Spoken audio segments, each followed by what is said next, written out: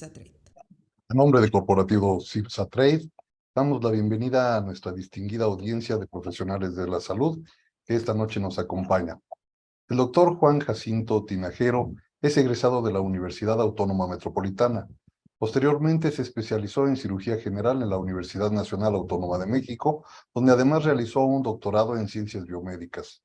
Realizó un posgrado en cáncer pulmonar en la Universidad de Barcelona y actualmente se desempeña como cirujano general y de tórax en La Raza y en el Hospital Ángeles Lomas. Esta noche el doctor nos hablará sobre estenosis aórtica. Le cedo la palabra, doctor. Sí, muy buenas tardes y muchas gracias, Agustín, por la presentación y gracias, Cipsatrade, por la invitación, por tenerme una vez más con ustedes en estos temas pues de importancia médica y también con motivo de actualización del personal de salud, que es un padecimiento cardiovascular, en ocasiones poco reconocido por el personal de salud. Sí es una de las entidades principales de atención del especialista en cardiología, en cirugía cardiotorácica, que es parte de lo que hacemos actualmente. Es muy frecuente hablar de estenosis aórtica. Probablemente es la enfermedad valvular más frecuente que atiende el cirujano cardiotorácico.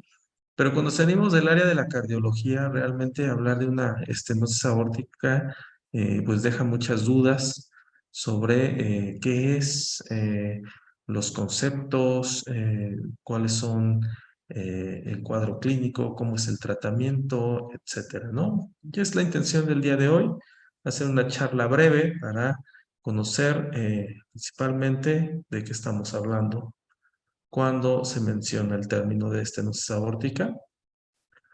Vamos a ver algunos datos epidemiológicos, la etiología principal, muy importante para para todo el auditorio, es cuál es la clínica, cómo sospechar esta entidad, cómo hacemos el diagnóstico actualmente, muy importante, estadificar a los pacientes, porque dependiendo del estadio es el plan de seguimiento y tratamiento, ¿no?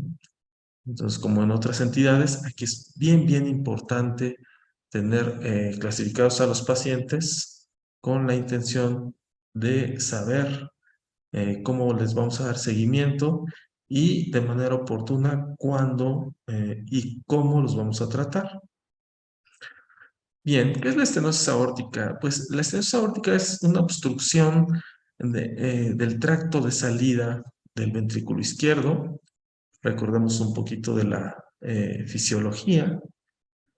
Nos han enseñado en la escuela de medicina que el corazón hay que verlo como 4 cámaras y como 2 entidades principales, un corazón derecho, un corazón izquierdo. A grosso modo, aquí podemos ver que tenemos, ¿no?, que es nuestro ventrículo derecho, acá en rojo, lo que es el ventrículo izquierdo. Recordemos que tenemos 4 cámaras, 2 aurículas, una derecha que está por acá atrás, no se aprecia adecuadamente, la izquierda que está en este lado, donde vemos que entran las venas pulmonares, perdón, y los 2 ventrículos, ¿sí?, que es el izquierdo y el ventrículo derecho. Recordar que tenemos una separación entre ellos por medio de un septum muscular y membranoso, que es el septum interventricular. Estas cámaras, vamos a decir, se separan desde el punto de vista anatómico y funcional de las aurículas por medio de 2 válvulas, que son las válvulas atrioventriculares. Del lado derecho tenemos la válvula tricúspide y del lado izquierdo tenemos la válvula mitral, ¿sí? A su vez, los ventrículos que llevan sangre, del lado derecho es sangre desoxigenada y va a la circulación pulmonar, es decir, de las venas principales, que son las venas cava superior y en el cabo inferior. El ventrículo derecho se llena. Bueno, inicialmente la aurícula derecha, de ahí pasa al ventrículo derecho, se llena y el impulso en sístole abre esta otra válvula, que es una válvula semilunar que corresponde a la arteria pulmonar, para llevar la sangre desoxigenada al sistema pulmonar y permitir la oxigenación. Esta sangre regresa al sistema izquierdo, la aurícula izquierda, pasa a través de la válvula mitral hacia el ventrículo. Cuando estamos preparando la sístole, se cierra la válvula mitral y la sangre que está en el ventrículo izquierdo tiene que salir hacia la circulación sistémica. Creo que hasta ahí estamos de acuerdo. Y aquí el límite de la eyección del volumen sanguíneo, pues es la válvula aórtica. Es realmente el motivo principal de la charla, esta válvula que tenemos aquí, que es una válvula semilunar, compuesta de 3 valvas, que abre y cierra normalmente, ¿sí? Se cierra durante la diástole, en el llenado ventricular, y se abre durante la sístole para la eyección de la sangre. Si tenemos una obstrucción al flujo en esta válvula porque hay una disminución del tamaño, porque no abre bien, porque las valvas están alteradas, entonces cuando hablamos de una estenosis. Esta es una válvula aórtica normal y esta es una válvula aórtica enferma. Podemos ver cómo hay deformidad de las valvas, hay adhesión de las comisuras y esto no permite su adecuada apertura y por lo tanto va a tener un orificio de apertura muy disminuido con la consecuente obstrucción al flujo de salida de sangre del ventrículo izquierdo. Entonces, ese es el concepto que debemos de tener. Es una estenosis aórtica. Como otras enfermedades cardiovasculares, la estenosis aórtica no ha sido ajena a varios estudios epidemiológicos. Aquí lo que quiero representar principalmente es que a partir de 1990 y hasta la actualidad hemos tenido un aumento en la incidencia de esta entidad y es una enfermedad que, como algunas enfermedades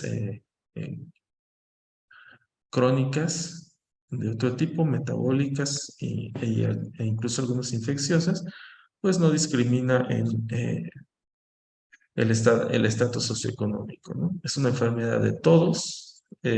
Aquí lo que quiero mostrar con las diferentes gráficas es el nivel socioeconómico de los países, ¿sí? En países con alto nivel socioeconómico tenemos la misma distribución de la enfermedad, nivel socioeconómico medio muy parecido y el nivel estatus socioeconómico bajo, así determinado por la OMS, también tenemos un aumento en la incidencia de manera progresiva y en los últimos 5 años esto ha aumentado. Es realmente lo que queremos mostrar aquí. Generalmente se calcula que en pacientes, o en personas menores de 65 años, la incidencia de estenosis aórtica es del 1 al 2%. Esto aumenta con la edad.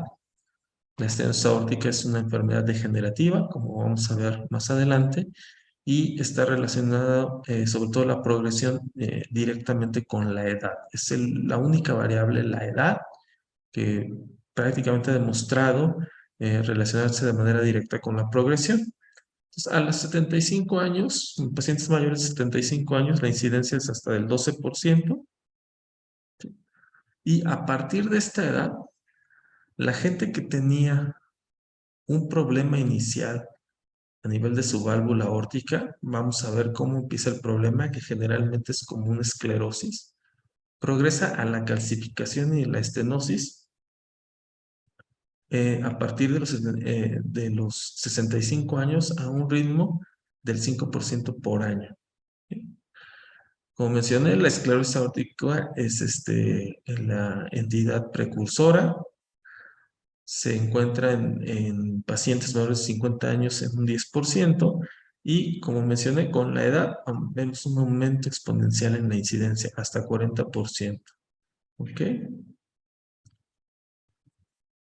Bueno, esto es son unas fotografías clínicas, ¿sí? Reconstrucciones de cómo se ve una válvula aórtica. Esta es una válvula aórtica normal. Podemos ver que sus valvas son uniformes, son lisas. Podemos definir bastante bien lo que son las comisuras, ¿sí? Recordar que tenemos tres valvas, y estas se denominan de acuerdo al ostium coronario, a la que corresponden. Recordar que el ostium coronario es el nacimiento de las arterias coronarias. Entonces vamos a tener un ostium del lado izquierdo, otro del lado derecho, ¿sí? Y la famosa valva no coronariana. La principal causa de estenosis de manera congénita es una malformación que es la aorta bivalva. En lugar de tener tres valvas, tenemos dos. Y esto va a conllevar a una fisiopatología muy específica, ya que existe mayor trauma, mayor soporte de trabajo en una válvula que solo tiene dos valvas, y esto conlleva a mayor inflamación, ¿sí? Y el desarrollo de esclerosis y la consecuente calcificación. Otra patología muy frecuente, sobre todo en nuestro país, desde hace muchos años se ha determinado que es la principal causa de estenosis aórtica en México, es la reumática, ¿sí? Asociada en todos los pacientes que durante la infancia padecieron algún tipo de fiebre reumática, y hay otros casos no reconocidos y otro menor porcentaje poco estudiado de pacientes con enfermedades reumatológicas que también se llega a asociar, ¿sí? Y otra menos frecuente, que sí es más de los países desarrollados, es la degenerativa, con la consecuente inflamación y depósitos de calcio, ¿no?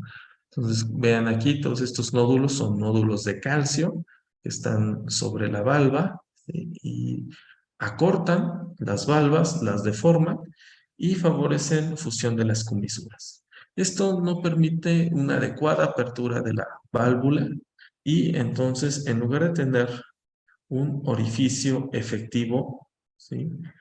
Grande, ¿sí? Que es hasta de 3 centímetros, 2,5 a 3 centímetros, tenemos orificios de apertura de 8 milímetros, 6 milímetros, y en el caso de estenosis muy críticas hasta de 2 milímetros, ¿no? Entonces, prácticamente la sangre está eyectando a través en comparación sería de un popote. Eso no le alcanza a la circulación sistémica para cumplir con sus funciones, ¿no? Aquí un poquito más de lo que mencioné, ya separando por cada tipo de- de alteración.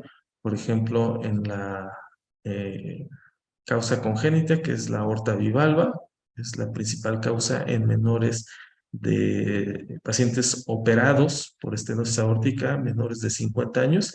Casi todos ellos son congénitos, son por aorta bivalva, ¿sí? En general, en la literatura se reconoce que es en los menores de 70 años. 1 o 2% de la población mundial tiene una aorta bivalva y no lo sabe. Se puede asociar con algunos síndromes y aumenta el riesgo 9 veces a desarrollar una estenosis aórtica, y aumenta también 6 veces la posibilidad de desarrollar endocarditis infecciosa. Tiene una clasificación propia de Sievers, que, bueno, la vamos a mencionar un poquito adelante, pero básicamente es eso, ¿no? Y de las causas más frecuentes en México, la reumática, generalmente son mayores de 60 años. Cuando uno analiza estudios por la población que se atienden, por ejemplo, en el Instituto Mexicano del Seguro Social, que es donde me desenvuelvo actualmente. Generalmente son pacientes mayores de 70 años. Tenemos calcificación de anillo y comisuras. Y muy importante, el 90% de los pacientes con etiología reumática que se presentan con estenosis aórtica también tienen una afección de otras válvulas, principalmente la válvula mitral, ¿sí? Y es pacientes que todavía no han podido superar algunos casos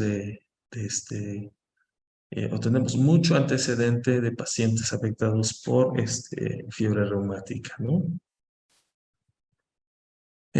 ¿Cuáles son los factores de riesgo? ¿Sí? Son importantes reconocerlos para hacer una prevención primaria y tratar de disminuir el desarrollo de estenosis aórtica en pacientes que están en riesgo, ¿no? Sobre todo cuando se logra conocer pacientes con aorta bivalva o con pacientes que tienen antecedente de fiebre reumática en la infancia, alguna otra entidad reumatológica, ¿sí? O, bueno, es un estudio muy diferente en los pacientes con algún antecedente familiar, ¿no? Hay algunos estudios reportados en familiares de primer grado que no lo vamos a tocar ahorita, son ya más específicos, pero bueno, principalmente es la edad, ¿sí? Ya mencionamos, pacientes mayores de 70 años, es más frecuente en hombres. La altura ha sido algo uniforme. Factores relacionados que pueden ser corregibles o modificables son el metabólico, dislipidemia, el tabaquismo, ¿sí? Es algo que también. La enfermedad renal, sobre todo porque hay más depósito de calcio, ¿sí? Ya que vemos que en los pacientes nefrópatas tenemos una alteración en el metabolismo del calcio, lo mismo que el fósforo, ¿sí? Principalmente son de los que se deben de reconocer. Esta es la clasificación que les mencionaba para la aorta bivalva, únicamente mencionar que existe, ¿sí? Se clasifica dependiendo de la valva que se fusiona y que da origen en que en lugar de que haya tres, solo haya dos, ¿sí?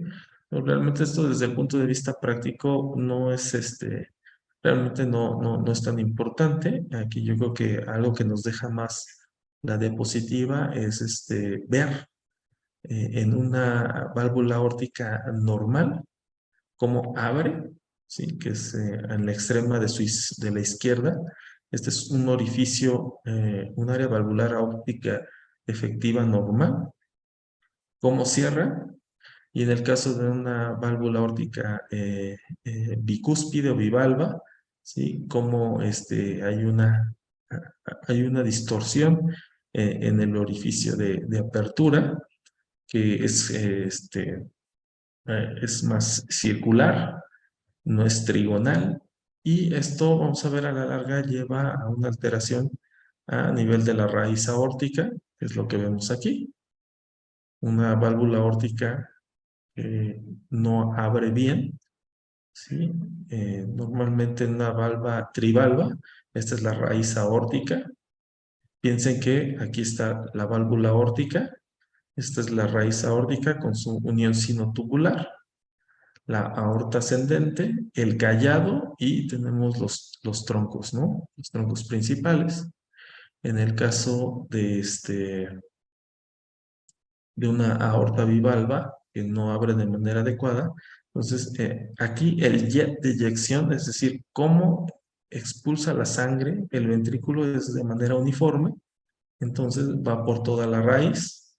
Cuando tenemos una aorta bivalva, ¿sí? Que no abre, por ejemplo, hacia el lado izquierdo, entonces va a desviar el jet de eyección hacia algún lado y va a provocar un mayor trauma hacia una de las paredes de la aorta.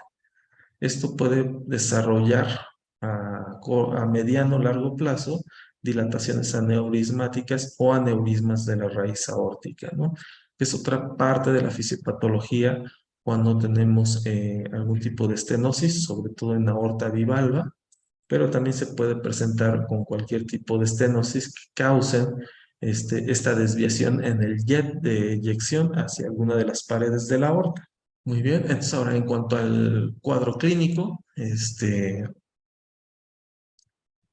vamos a ver que como vemos, tenemos que identificar el tipo de pacientes, ¿sí? Cómo se presentan. Algunos se asocian con otras enfermedades metabólicas, los más jóvenes con enfermedades congénitas y los que tienen un antecedente reumático, ¿sí?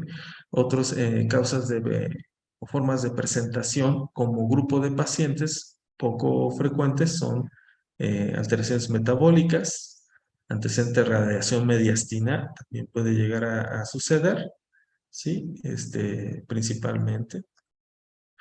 En cuanto a la fisiopatología, entender eh, que que es una entidad donde existe un proceso inflamatorio a nivel de la válvula, ¿sí? Ya sea por un fenómeno reumático. Lo más frecuente en países desarrollados es un fenómeno degenerativo, ¿sí? Que lo que va a causar es un proceso inflamatorio que va a dar lugar a tres vías de inflamación: infiltración por lípidos, ¿sí? Depósitos de calcio, con la consecuente desarrollo de estrés oxidativo, y estos medios de la inflamación van a favorecer un depósito de colágeno que en resumidas cuentas, es un proceso cicatrizal con la consecuente fibrocalcificación, ¿sí? Y la alteración a nivel de las valvas con deformidad de las mismas, adhesión de las comisuras y la consecuente estenosis, ¿no? Estas vías de inflamación son muy importantes de estudiar, sobre todo a nivel básico y translacional, porque hasta el momento no se ha desarrollado, no se ha probado algún tratamiento que actúe directamente en estas vías de inflamación a nivel de la válvula aórtica con la intención de disminuir la progresión hacia una estenosis en algunos pacientes y con ello disminuir las chances de que requieran un tratamiento quirúrgico. Entonces es un área de oportunidad para el estudio, sobre todo en medicina translacional para el desarrollo de tratamientos antiinflamatorios. Aquí tenemos un poquito de la anatomía, ¿sí? De la forma de la válvula, ¿sí? En estadios iniciales, cuando las válvulas son normales, ya sea bicúspide o tricúspide, pero tenemos una adecuada apertura, ¿sí?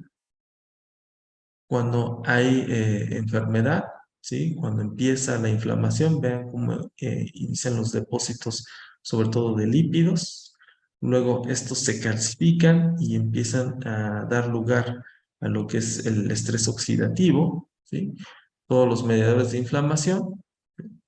Y ya en un periodo en una forma de inflamación más crónica, donde existe la calcificación, con los nódulos de hidroxiapatita, eh, ya como tal un fenómeno cicatrizal establecido, por ejemplo, la formación de cartílago y de hueso, o sea, se calcifica la válvula, como vemos aquí, y esto ya no permite su apertura. Esto que vemos aquí, hay algunas válvulas que eso es lo único que abren, y cuando se calcula por ecocardiograma, el área valvular aórtica pues corresponde a algo muy disminuido, por ejemplo, 0.5 centímetros, cuando lo normal que esperaríamos como acá es que fuera de 2.5. Entonces, en la fisiopatología de esto, que ya es muy fácil de entender qué es lo que está pasando, tenemos una estenosis aórtica, es decir, una válvula que no abre adecuadamente. Tenemos una obstrucción al flujo de salida de sangre del ventrículo izquierdo. Esto va a causar un remodelado ventricular. ¿Por qué? El corazón, como cualquier músculo, una vez que tiene un proceso de obstrucción, ¿sí? Entonces tiene que vencer esa obstrucción. ¿Y cómo lo hace? Aumentando el número de fibras y el tamaño. Esto se llama hipertrofia.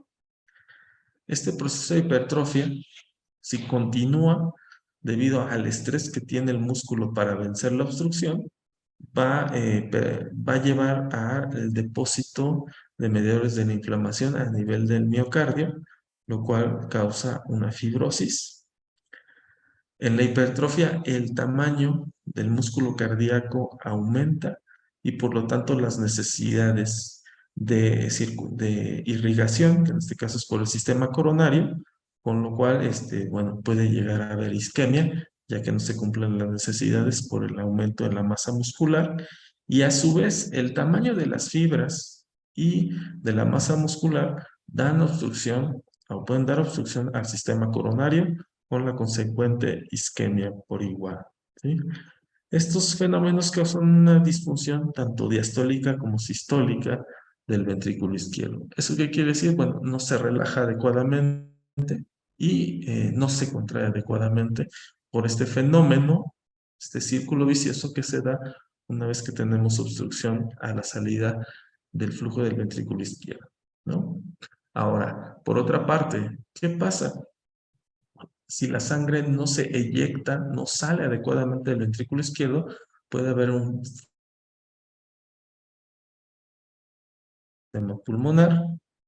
Esto va a dar lugar a éstasis de mayor volumen a nivel del sistema de los capilares pulmonares con la consecuente hipertensión pulmonar.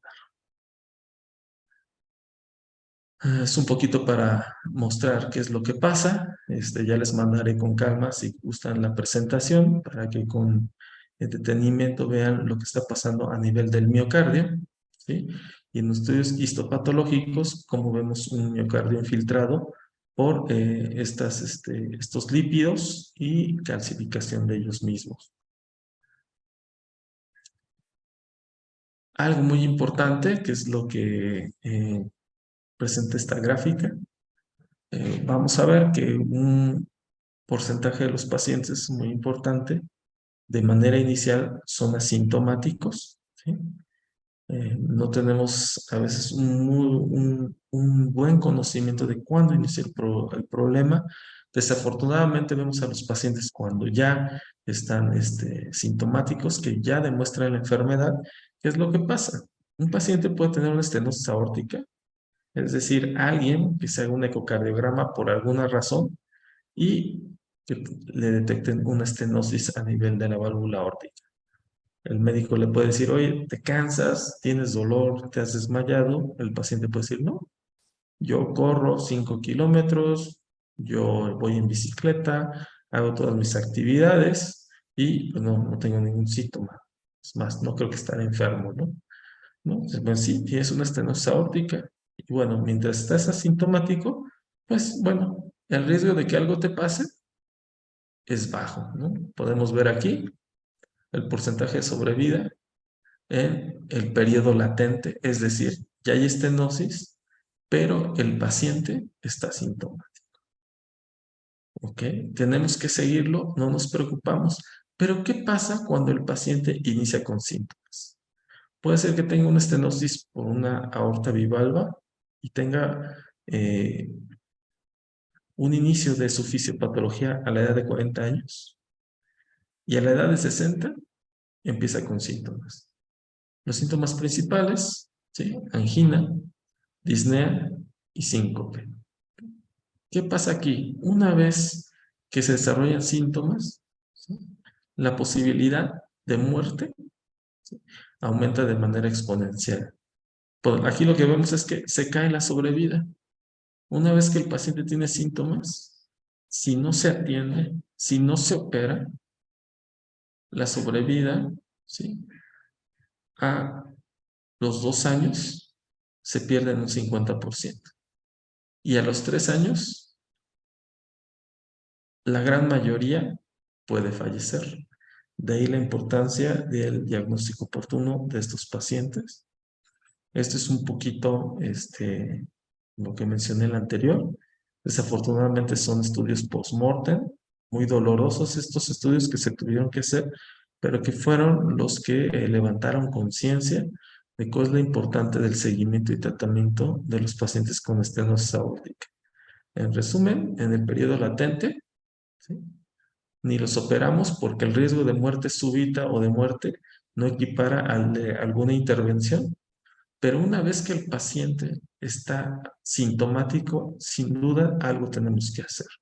Tenemos que seguir de manera cercana a ese paciente y en no más de un año ofrecer algún tratamiento definitivo, ya sea cambiar la válvula aórtica por cualquiera de los dos métodos, y en algún paciente con riesgo prohibitivo se puede hacer algún tipo de tratamiento temporal, como puede ser una dilatación, pero indudablemente el paciente no lo podemos dejar evolucionar con su estenosis aórtica. En cuanto a los signos y síntomas, ¿cuál es la triada clásica? Son preguntas del examen nacional o de cualquier examen en los especialistas y en el personal encargado a la salud. Angina, 40% de los casos. Como mencionamos, cuando el paciente sobre todo hace algún tipo de ejercicio, si tenemos aumentada la poscardia y sobre todo tenemos hipertrofia de las fibras musculares con la consecuente isquemia, entonces una vez que el paciente empieza a hacer ejercicio, ¿sí?, la obstrucción del flujo de salida ya no nos permite cumplir con las necesidades energéticas y tenemos desarrollo de la angina. ¿Okay? En el caso de que el paciente requiera un mayor aporte de manera inmediata por algún ejercicio súbito o por algún requerimiento vasovagal, si el corazón no permite la respuesta, no va a haber una llegada adecuada del volumen sanguíneo al cerebro con el consecuente desarrollo de un síncope, ¿sí?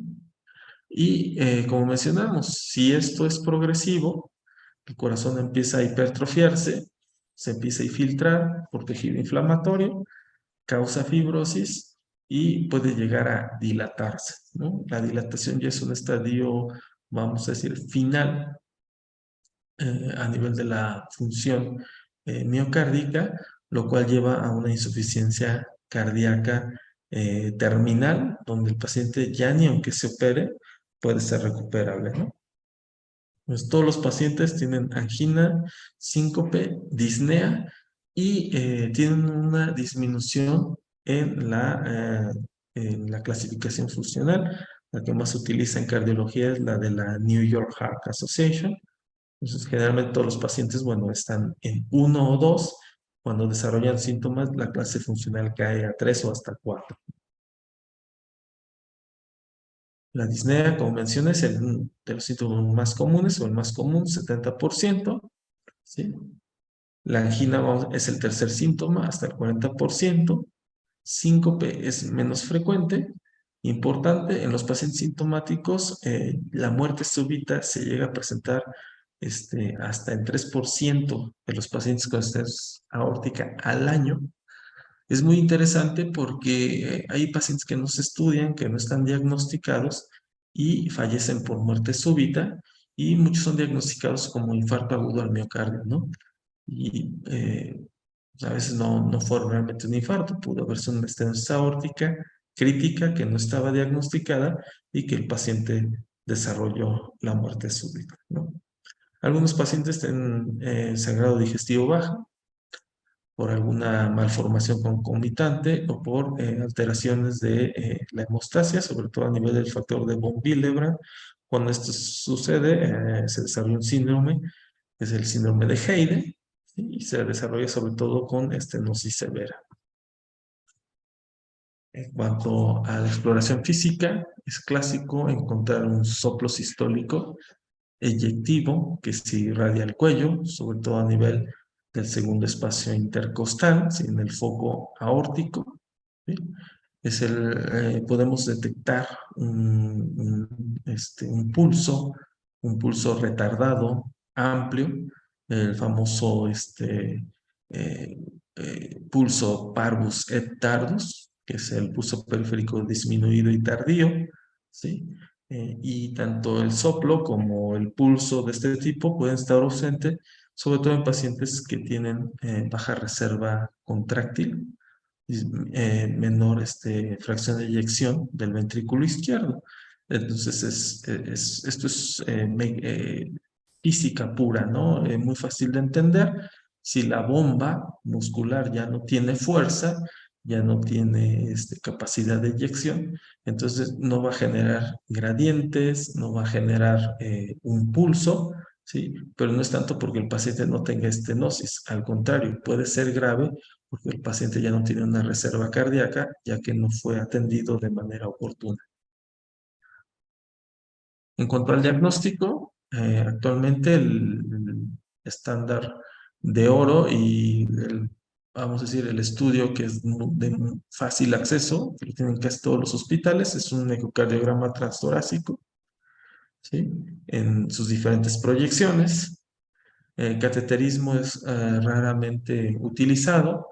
Hacemos cateterismo en los pacientes porque un buen número de ellos, como vemos, como los factores de riesgo también son para estenosis aórtica, son los factores de riesgo que también están presentes para cardiopatía isquémica y son pacientes mayores de 60 a 70 años. Entonces, nos vemos obligados a evaluarlos de manera paralela en cuanto a la posibilidad de tener cardiopatía isquémica, de hacer un cateterismo, ¿no? Ver si no tenemos que abordar la válvula aórtica y aparte una enfermedad coronaria tampoco reconocida, donde a veces los pacientes se someten a un doble procedimiento, cambiar la válvula enferma y una cirugía de revascularización coronaria. Hay otros estudios no invasivos como la tomografía computada, donde se determina algo que es el calcium score.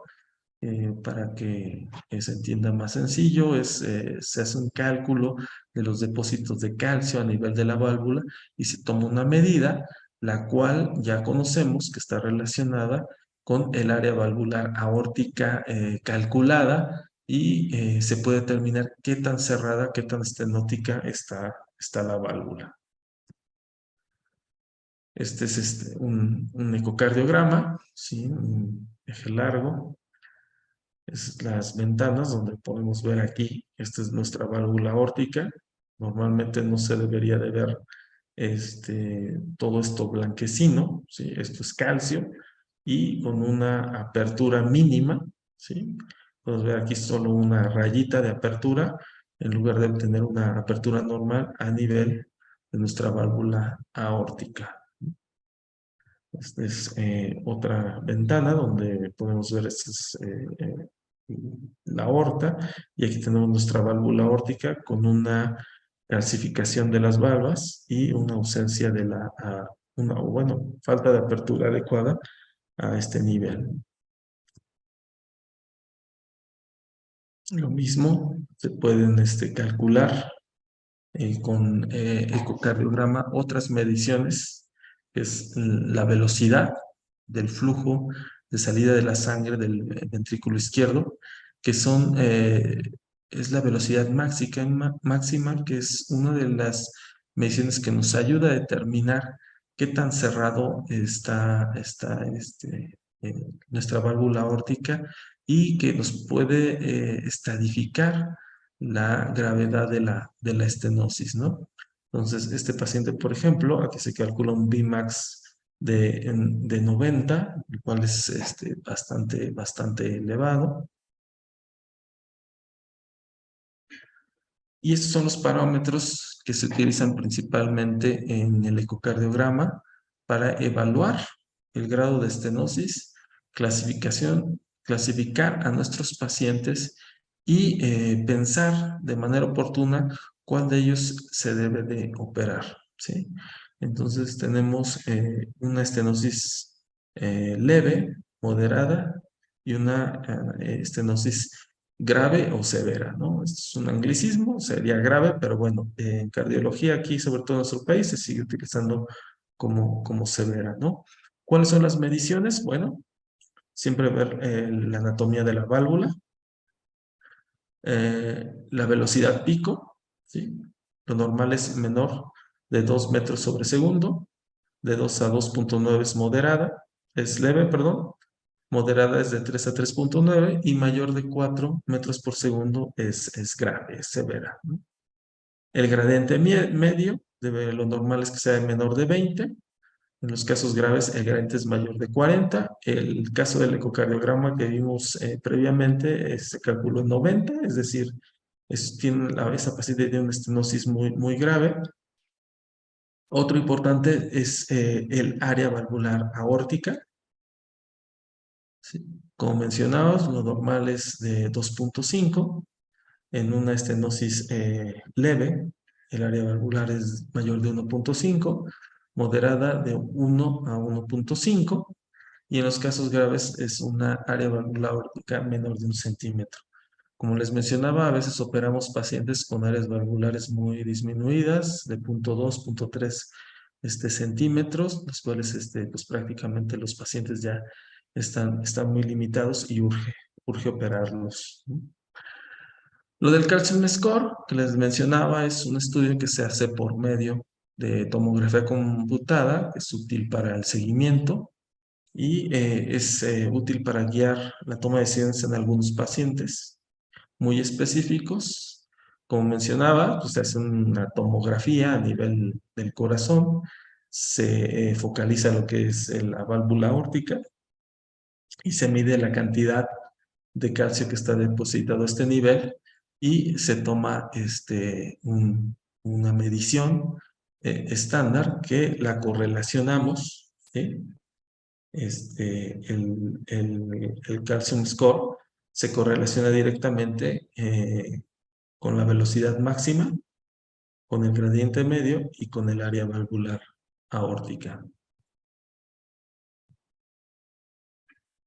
Entonces tenemos un corte donde para los hombres mayor de 2000 ya indica que hay una estenosis bastante importante. Para mujeres mayor de 1200 y altamente específico, pues tenemos estas mediciones donde mayor de 3000, pues estos pacientes prácticamente tienen que ir ya a operarse, ¿no?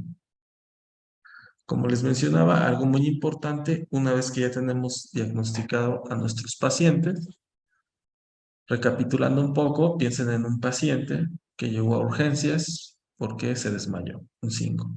Se recupera ad integrum y lo evalúa. En ese momento la presión arterial está normal, la frecuencia cardíaca está normal, la frecuencia respiratoria está normal, no tiene fiebre y lo empiezan a explorar. Sienten un pulso como el que describimos, un pulso tardío, ¿sí? De amplitud, un soplo a nivel del foco sistólico. Es decir, el paciente tiene algo en el corazón. Es lo primero que hacen. ¿Qué es el estudio que se solicita de manera inicial? Bueno, habrá quien hará un electrocardiograma, que muchas veces es inespecífico, pero lo que sí está obligado es un ecocardiograma transtorácico, ¿sí? Y ahí es donde vamos a ver que la válvula aórtica está enferma.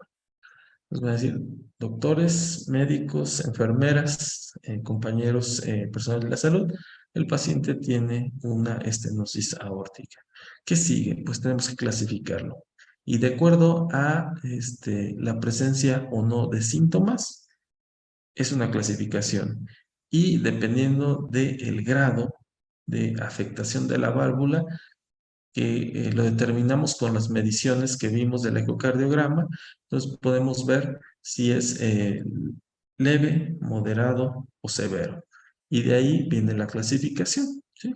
Entonces tenemos una clasificación de la A a la D, donde las primeras, de la A a la C, los pacientes son asintomáticos.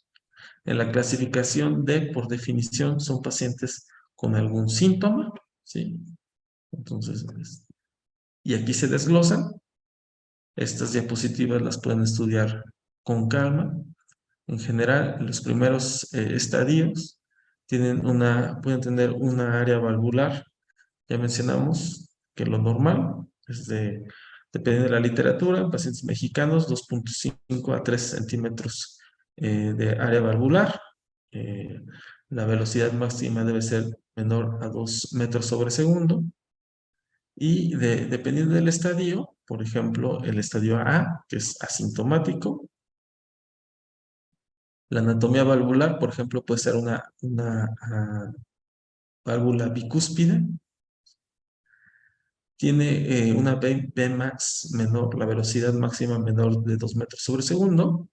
Las valvas se mueven normal, no tiene ninguna consecuencia hemodinámica y pues el tratamiento es únicamente darle seguimiento, ¿no? Ya tenemos, es un paciente que se considera, tiene estenosis aórtica en riesgo, ¿sí? De progresar a un estadio mayor, ¿no? Y así sucesivamente podemos ver que en la clasificación C hay un C1 y un C2. Vamos a desglosar el C2, ¿sí? Es una estenosis asintomática, pero grave, ¿sí? Con disfunción ya del ventrículo izquierdo. Cuando se hace el ecocardiograma, estos pacientes pueden tener calcificación de las válvulas. eh, la apertura de las válvulas es disminuida. El volumen máximo ya es mayor de 4 metros sobre segundo. Por definición, esto es grave. Y el área valvular aórtica, por definición, debe ser menor de 1 centímetro de apertura, ¿no? De área valvular. Entonces, cardiográficas y hemodinámicas con una fracción de eyección menor del 50%, pero el paciente está sintomático, ¿sí? No obstante, eh, la, la, el seguimiento de estos pacientes debe ser muy, muy estrecho porque una vez que inician con síntomas, la progresión es muy rápida. En los casos sintomáticos, que son los del estadio D, los podemos ver aquí. Este, son, este, son prácticamente los mismos parámetros, pero el paciente ya desarrolló síntomas, ¿sí? Entonces vamos a ver un estadio de 3, sintomático, ¿sí? Un bajo gradiente, ¿por qué? Porque el paciente ha perdido función miocárdica, calcificación grave de las valvas, fibrosis con disminución del movimiento de las válvulas, área valvular aórtica menor de 1 centímetro, la Vmax mayor de 4 metros sobre segundo, ¿sí? Y la fracción de eyección del ventrículo izquierdo puede ser disminuida, ¿sí? Como en el caso de la D2, o se puede mantener, como en el caso de la D3.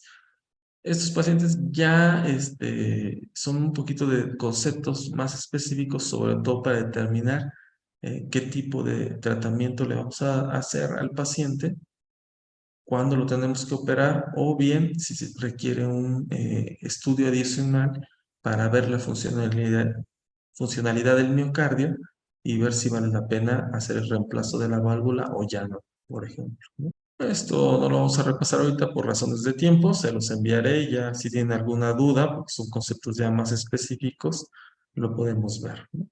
¿Cómo se deben de tratar los pacientes? Aquí vamos a tratar, afortunadamente existen ya las guías tanto para prevención, diagnóstico, criterios de referencia en estenosis aórtica, y tenemos las guías en el manejo, tratamiento de la valvulopatías, que tiene un apartado para estenosis aórtica. Las desarrolla la American Heart Association, ¿sí? Y la última versión es del 2021, esas las pueden descargar en la página de la American Heart Association. Y en general, ¿a quién tenemos que tratar? Bueno, hay todo un algoritmo. Lo principal es reconocer quién tiene una estenosis aórtica. Número 2, hemodinámicamente, cómo se comporta. Número 3, ¿está sintomática o es asintomática? Las asintomáticas tienen que entrar a un plan de vigilancia, ¿sí? Donde tenemos que ver cuál es la progresión, es decir, eh, cada año cuánto aumenta, por ejemplo, la velocidad máxima, cuánto disminuye la área valvular aórtica y cuánto aumente el gradiente transvalvular para determinar cuál es la velocidad de progresión y probablemente intervenir a un paciente antes. En general, el concepto actual es que si está asintomático, no lo operas porque el riesgo de muerte en pacientes asintomáticos no es mayor que el riesgo de alguna intervención quirúrgica. Eso es lo que se ha calculado, ¿sí? No así para pacientes que ya están sintomáticos, ¿sí? En los pacientes que ya están sintomáticos, lo que tenemos que evaluar es el riesgo quirúrgico. ¿Cuál es el tratamiento de la estenosis aórtica? Bueno, pues si la válvula está enferma, entonces tenemos que cambiar la válvula. Eso no hay duda. ¿Cuál es la toma de decisiones? La disyuntiva es cómo lo hacemos. Si lo hacemos en una cirugía a corazón abierto o lo hacemos por hemodinamia, es decir, por un cateterismo, que es un reemplazo valvular aórtico transcatéter, así se llama, o la famosa TAVI. En general, pacientes sintomáticos con estenosis aórtica, con buena fracción de eyección, sobre todo en estenosis severas, y que tienen un riesgo quirúrgico aceptable. ¿Qué es un riesgo quirúrgico aceptable? En cirugía cardíaca, nosotros usamos dos escalas de evaluación, principalmente para enfermedades valvulares, la de la Sociedad de Cirujanos Torácicos, del STS, donde un riesgo, vamos a ir permisivo para una cirugía cardíaca, sobre todo un recambio valvular aórtico, la mortalidad tiene que ser menor de 2%. Si una mortalidad calculada en un paciente es mayor a 8%, es un muy alto riesgo. ¿Ok? Si se añaden comorbilidades u otras enfermedades, patologías que no se corrigen y el riesgo quirúrgico es muy, muy alto, entonces es un paciente que de entrada no pensamos que se deba de operar, ¿sí? Y lo mandamos a hemodinamia, que se haga una sustitución de la válvula aórtica por cateterismo. Hay algunas situaciones, sobre todo anatómicas, por ejemplo, cuando los pacientes tienen una calcificación de la aorta, y esto son cuestiones muy específicas, muy quirúrgicas, porque nosotros cuando operamos un paciente tenemos que canular al paciente en la aorta para conectarlo a la bomba de circulación extracorpórea. Entonces, si esto no es posible técnicamente, los tenemos, los tenemos que mandar a hemodinamia, ¿no? Entonces, básicamente eso es. Lo que debemos de llevarnos a casa es saber que cuando un paciente tiene estenosis aórtica, ¿sí? Si está sintomático, tenemos que darle un seguimiento y en el caso del desarrollo de síntomas, tenemos que referirlos de manera inmediata para tratamiento quirúrgico. Este es básicamente para terminar la charla, ya un artículo más reciente donde se discute, se analiza, este es un ensayo clínico controlado muy padre, donde vieron cuál era el beneficio de operar pacientes asintomáticos de manera temprana y esto se los dejo para su consideración. Hay una disminución en las causas de mortalidad, hasta de un 40% en los pacientes que se operan de manera temprana. Estos son temas que vemos actualmente en cirugía cardiotorácica y que, bueno, tenemos que llevar nosotros a la práctica dependiendo de la situación donde nos desenvolvemos en las instituciones. Bueno, les agradezco mucho. Muchas gracias, doctor. Agradecemos su interesante charla. Damos paso a las preguntas. La primera es la señorita Mirna Beatriz Benítez Ovelar. Buenas noches desde Paraguay. Agradezco la oportunidad. Una consulta en una atresia pulmonar con CIF. ¿Puede ocurrir una estenosis? Bueno, dependiendo de los síndromes pulmonares, digo, la verdad es que en las cuestiones congénitas, sí puede haber atresia pulmonares y puede haber algún otro tipo de estenosis del tracto de salida muy diferentes a la enfermedad de la válvula. Puede haber alguna situación que se conoce como rodetes, es una forma de estenosis muy diferente, es estenosis subvalvular, sobre todo en las cuestiones congénitas, ¿no? Pero realmente, vaya, o sea, sí se puede presentar. Hay realmente algunas cuestiones congénitas muy impactantes, donde, bueno, cuando se detecta alguna cuestión congénita, algún defecto de los tabiques interauriculares, interventriculares, sobre todo en los recién nacidos, siempre tenemos que revisar los aparatos valvulares, ¿no? Por la posibilidad de afección. Aunque sí es diferente, no es la estenosis aórtica de la charla, ¿no? De los adultos. Pamela Ramírez Valenzuela, felicidades a todo el equipo. Bueno, María Luisa Pérez Ramírez, muchas gracias por compartir tan valiosa información. ¿Algo más que desea agregar, doctor? Pues no, nada más darles las gracias al auditorio. Creo que este es un tema muy importante de actualización. Para algunos va a ser un tema nuevo, pero la estenosis aórtica es algo que es muy frecuente. Lo que les mencionaba, la incidencia calculada de aorta bivalva, 2% de la población. Y en cirugía cardíaca prácticamente es la válvula que más intervenimos, que más cambiamos. Y bueno, son pacientes que a veces se presentan de manera dramática, con un síncope, con un desmayo, con dolor precordial y muchas veces no saben si se está infartando y lo que está ocurriendo es una estenosis aórtica, ¿no? Entonces, sobre todo porque el pronóstico, la sobrevida del paciente que se opera por una estenosis aórtica vuelve a ser similar a la de cualquier paciente, equiparado o pareado por edad y sexo. Entonces, esa es la importancia de el reconocimiento y el tratamiento oportuno. Muchas gracias nuevamente. Nos llegó una pregunta más, doctor. Martín Sánchez Garza pregunta, cuando hay disfunción ventricular, ¿es posible un trasplante cardíaco?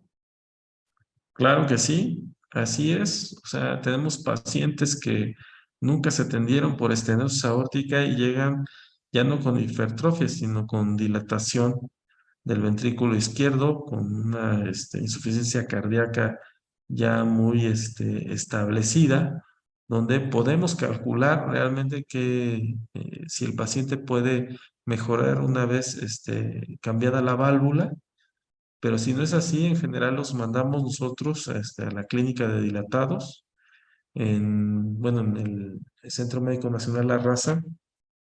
Afortunadamente contamos con la clínica de dilatados y trasplante cardíaco y bueno, tenemos la fortuna de ser el centro que mayor trasplante de corazón hace en México y si algunos de los pacientes han sido trasplantados, incluso después de haber tenido cirugía valvular, donde cambiamos no solo la válvula aórtica, sino también la válvula mitral. Y a pesar de ello, los pacientes evolucionan en algunos años, no inmediatamente, pero sí en algunos años, a la insuficiencia cardíaca terminal. Claro, son pacientes que son tributarios, se cumplen los otros criterios para trasplante cardíaco. Y dos felicitaciones más de Alejandra Hernández Miranda. Muchas gracias, doctor, por la ponencia. Y María Luisa Pérez Ramírez. Gracias al ponente y al equipo. Agradecemos mucho la asistencia de nuestro público. Le agradecemos, doctor, por tan interesante charla y haremos llegar las preguntas que ustedes nos compartan por estos medios. Buenas noches y que descansen.